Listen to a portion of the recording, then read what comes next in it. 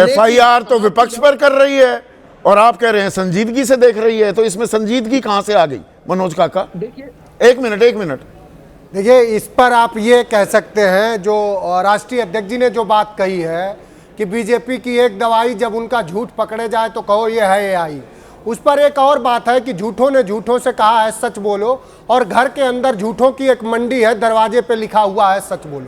जो तस्वीरें संजय सिंह जी ने या चाहे जो देश भर के लोगों ने लगाई, और जो हमारे माननीय राष्ट्रीय अध्यक्ष जी ने भी अपने ट्विटर पर उसको ट्वीट करा है, आप ये तस्वीरें देखिए, और वहाँ के एक साधु बोल रहे हैं स्वयं, अगर सुन पाए तो सुनिए। हाँ, आपने माइक के पास रखिए थोड़ा। ये माँ गंगा का ये देखिए, ये वहाँ के स्थानीय साधु हैं।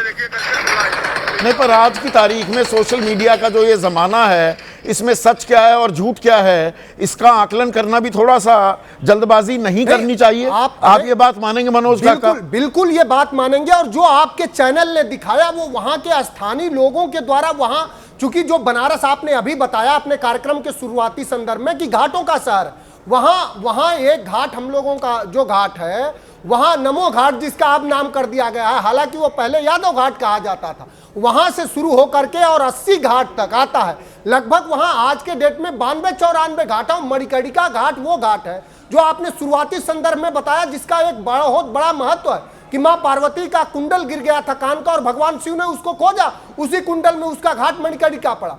तो जो वहां तस्वीरें दिखाई जा रही हैं बिल्कुल सच है, लेकिन ये सरकार ये नहीं, इसमें ये संदर्भ भी दर्शकों आपको समझना बहुत जरूरी है कि अहिल्याबाई होलकर, आप समझिए, वो एक साधारण परिवार में पैदा हुई थी, वो कोई राजकुमारी नहीं थी।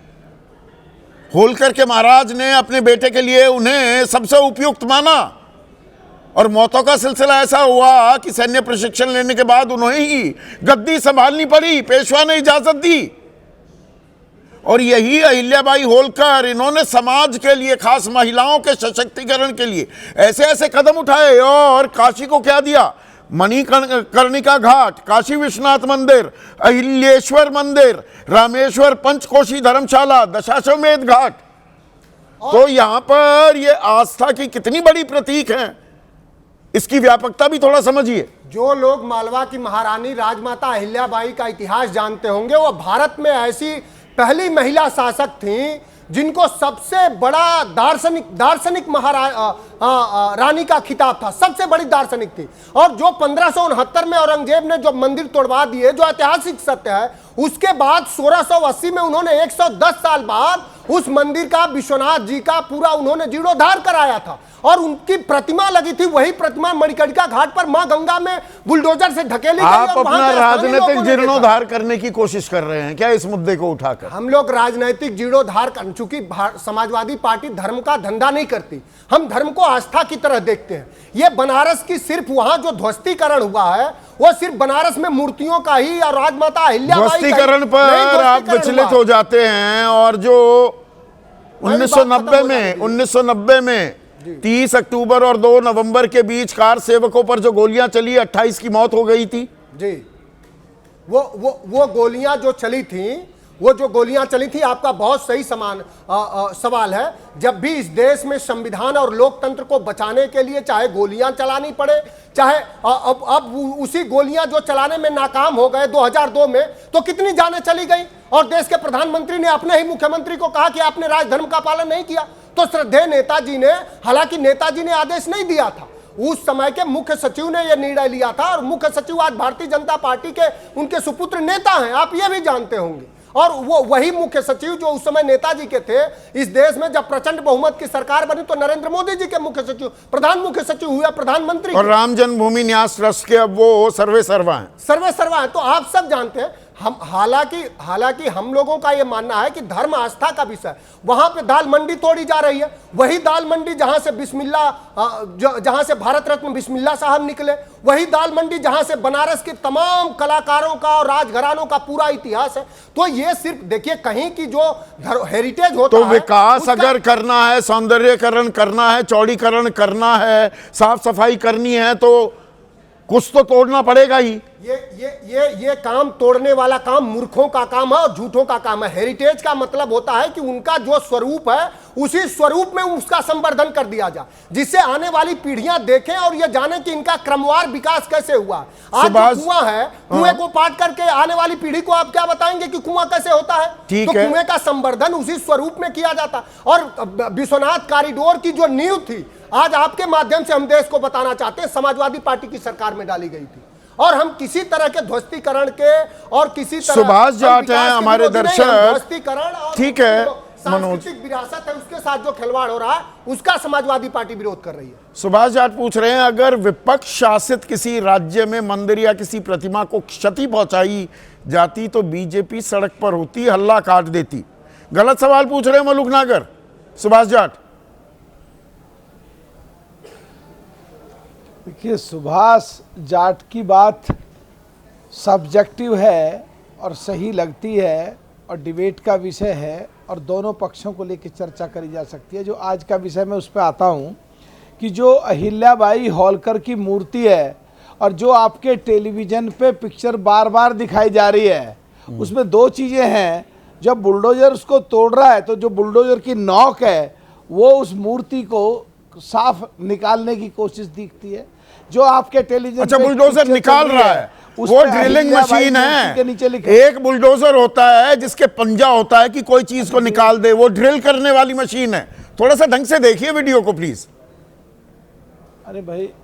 अरे भाई जो संदीप भाई, इसको आपसे बेहतर जानता हूँ। जो मुझे मालूम है, आप बिल्डर है, उसका आगे का नोक बदल दिया जाता है। सुनो, हाँ। अरे सुनो, आगे पंजा लगाना है या वो नोकीला लगाना है। अच्छा। नोकीले से उसको वो पंजे वाली तस्वीरें कहाँ हैं? कह रहा हूँ पंजे वाली तस्वीरें कहाँ हैं चलती हुई?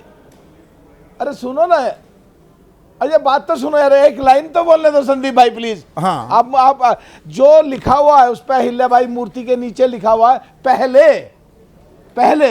तो क्या किसी मंदिर में मूर्ति के नीचे लिखा होगा पहले?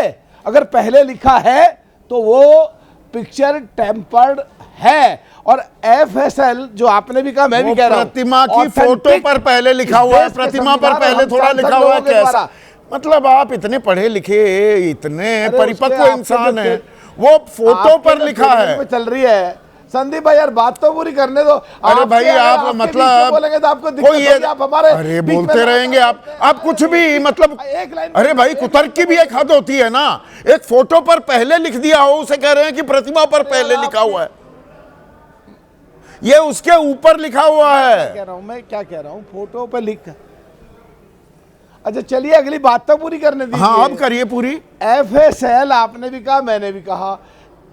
FSL आपने भी कहा, मैंने भी कहा, इस देश के संविधान के अनुसार हम सांसद लोग जो नियम और कानून बनाते हैं उसके अनुसार, ना आपके कहने से, ना मेरे कहने से, ना किसी के कहने से, वो अथेंटिक एक गवर्नमेंट कॉम्पिटेंट अथॉरिटी है जो डिसाइड करेगा कि ये AI है या नहीं है, टच करी गई है कि नहीं करी गई है, छेड़छाड़ करी गई है फिल्म के साथ। जो मेरा मूल सवाल था, जो सुभाष जाट ने सवाल पूछा था, मलुक भाई जो सवाल पूछा था, ये किसी विपक्षी राज्य में हो जाता, ऐसे प्रतिमा तोड़ने की खबर ही सही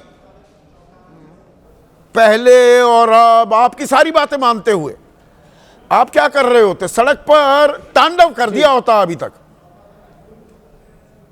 हिंदू विरोधी सबको करार दे दिया होता। अभी कह रहे हमें आस्था सिखाओगे क्या? आपने हमारी बात मानी, उसके लिए धन्यवाद। मैं एक बात नहीं, मैंने बात मानी कहाँ है अभी? अगर उस मूर्ति को साफ, अभी तो आपने कहा ना, आपकी सारी बात मान ली ना, अगर मान भी लूं, अरे भाई, अरे भाई, मैं कल का कोई दूध पीता बच्चा थोड़ा हूं कि मैंने मान ली और आपने कह दिया और मैंने मान लिया। मैंने कहा अगर आपकी, अगर बहुत बड़ा शब्द हो जाता है। आप मेरी एक बात सुन लो। हाँ, मुझे ये बताइए, ये किसी विपक्षी शासित राज्य में हो जाता, आप क्या करते?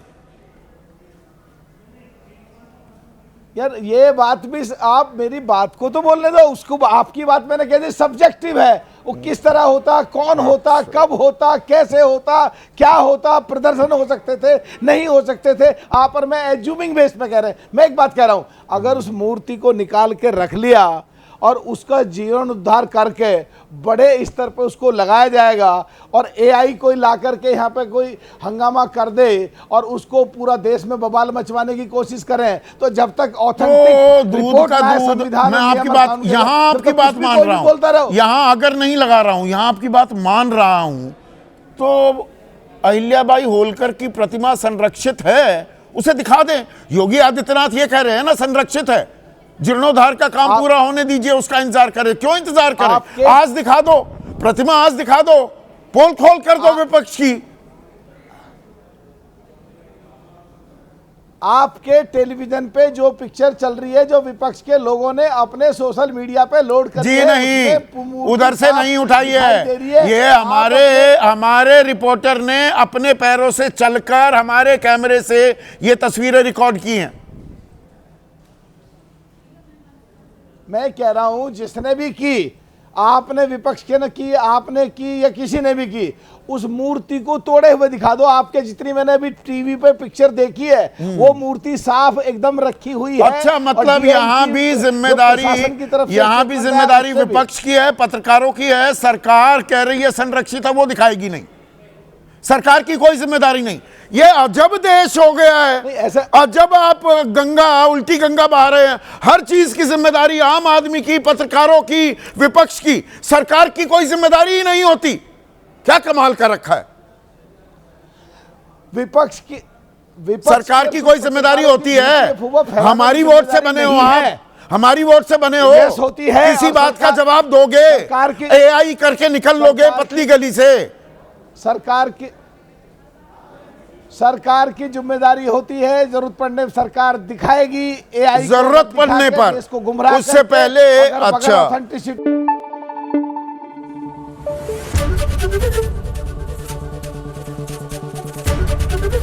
एबीपी न्यूज आपको रखे आगे।